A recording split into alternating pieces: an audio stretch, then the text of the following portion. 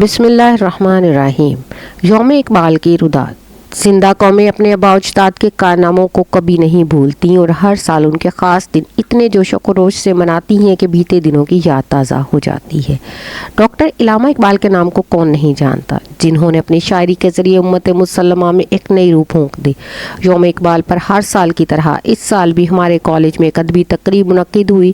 College کا hall علامہ اقبال کے مختلف اشعار کے بینرز اور تصاویر اقبال سے سجایا گیا۔ تقریب کے مہمان خصوصی سرگودا یونیورسٹی شعبہ اردو کے انچارج پروفیسر سجاد حسین شرازی تھے، جنہوں نے اقبالیات میں ہی پی ایچ ڈی کی ڈگری حاصل کی ہے۔ تقریب کے آغاز کا وقت 9 بجے تھا۔ 9 بجے سے پہلے ہی طلبہ کو ہال میں سیٹوں پر بٹھا دیا گیا تاکہ مہمان خصوصی کی آمد پر کسی قسم کی بدمزگی نہ پیدا ہو۔ اسٹیج سیکرٹری کے پرائز فیصل ظفر، جو کہ سیکنڈ ایئر کے طالب علم تھے، انجام دے رہے تھے۔ پرنسپل صاحب اور اساتذہ اکرام مہمان خصوصی کو خوش آمدید کرنے کے لیے ہال سے باہر منتظر تھیں۔ بالآخر انتظار کی گھڑیاں ختم ہوئیں۔ مہمان خصوصی پروفیسر سجاد حسین شرازی صاحب ہال میں تشریف لے آئے، جن کی آمد پر تمام طالبات نے کھڑے ہو کر استقبال کیا۔ تقریب کا آغاز تلاوت قرآن پاک سے ہوا۔ تحریر مصباح نے سورۃ البقرہ کی چند آیات پڑھ کر سنائیں۔ حضور صلی اللہ علیہ وسلم کی خدمت اقدس میں نذرانہ عقیدت پیش کرنے کے لیے احمد بلال کو دعوت دی گئی، جنہوں نے اپنی پرسوز آواز کے ذریعے پورے ماحول پر ایک سماں باندھ دیا۔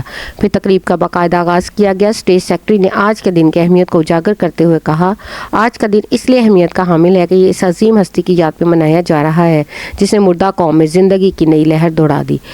وہ قوم جو اپنے آباء و اجداد کے کارناموں کو بھلائے پستی اور ذلت کی زندگی گزارنے پر ہی خوش تھی، ان میں اپنی شاعری کے ذریعے ایک نیا جذبہ اور شعور بیدار کیا۔ اسٹیج سیکرٹری نے پہلے مقرر دراب عالم کو دعوت دی، جس کی تقریر کا موضوع اقبال اور نوجوان تھا۔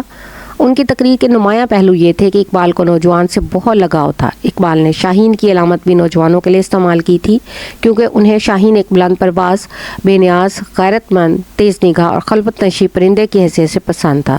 اقبال یہی خصوصیات نوجوانان نسل میں دیکھنا چاہتے تھے اور ان کے خیال میں کوئی اور پرندہ اس حیثیت کا مالک نہ تھا کہ وہ نوجوانوں کے لیے قابل تقلید نمونہ بن سکے۔ تقریر کا اختتام مقرر نے اس شعر سے کیا، جوانوں کو میری آہ سحر دے، پھر ان شاہین بچوں کو بالوں پر دے۔ دراب عالم کی تقریر کے بعد اسٹیج سیکرٹری نے ہونہار طالب علم اجلال حیدر کو پکارا کہ وہ علامہ اقبال کی نظم پیش کرے۔ اجلال حیدر نے بہت اچھا گلا پایا ہے۔ کلام اقبال اجلال حیدر کی آواز میں دو آتشہ میں کا مزہ دے گیا۔ نظم کے بول یہ تھے، ہر لحظہ مومن کی نئی شان نئی آن، گفتار میں کردار میں اللہ کی برہان، قہاریو غفاریو قدوسیو جبروت، یہ 4 عناصر ہوں تو بنتا ہے مسلمان۔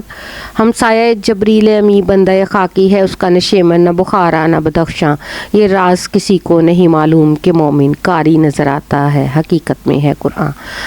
ہمارے کالج کی سینئر پروفیسر مسز انجم سعید نے علامہ اقبال کی شہرہ پاک نظم مسجد کرتبہ کا فنی تجزیہ پیش کیا، جو اس قدر مدلل اور منفرد انداز لیے ہوئے تھا کہ سامعین داد دیے بغیر نہ رہ سکے۔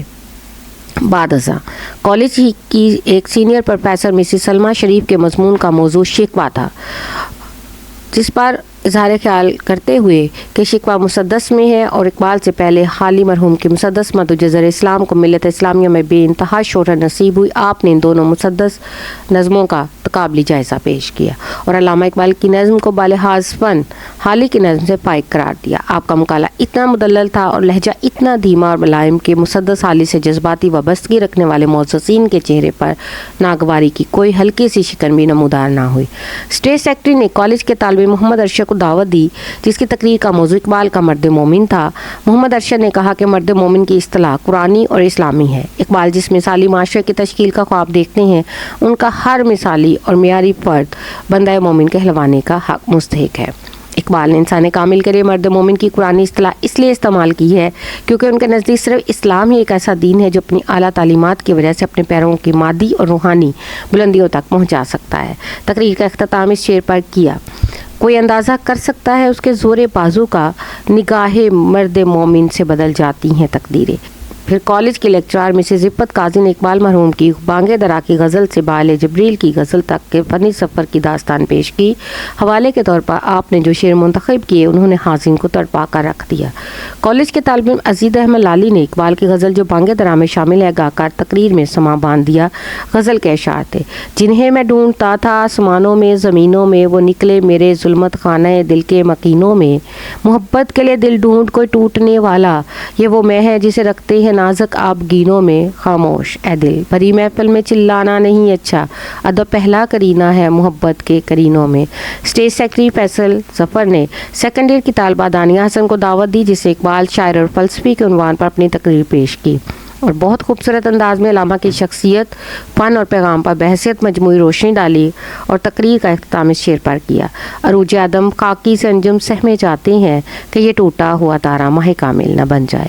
آخر میں اسٹیج سیکرٹری نے مہمان خصوصی پروفیسر سجاد حسین شرازی کو بلایا کہ وہ اسٹیج پر آ کر اقبال کے بارے میں اپنے خیالات کا اظہار کریں۔ آپ نے کہا کہ اقبال جتنے بڑے مفکر تھے اتنے ہی بڑے شاعر تھے۔ جہاں ان کی بلند پایا حکیمانہ افکار انہیں نامور فلسفیوں کے پہلو میں بٹھاتے ہیں، وہاں ان کی فنی عظمت انہیں اردو کے عظیم شعراء میں ایک ممتاز مقام کا مستحق بناتی ہے۔ اقبال نے نہ صرف ایک مفکر اور فلسفی کی حیثیت سے سراہے جائیں گے بلکہ وہ اعلیٰ درجے کے شاعر کی حیثیت سے بھی ہمیشہ زندہ رہیں گے۔ آپ کی شاعری میں حکمت و شعریت کا بڑا لطیف اور دلاویز امتزاج ہے۔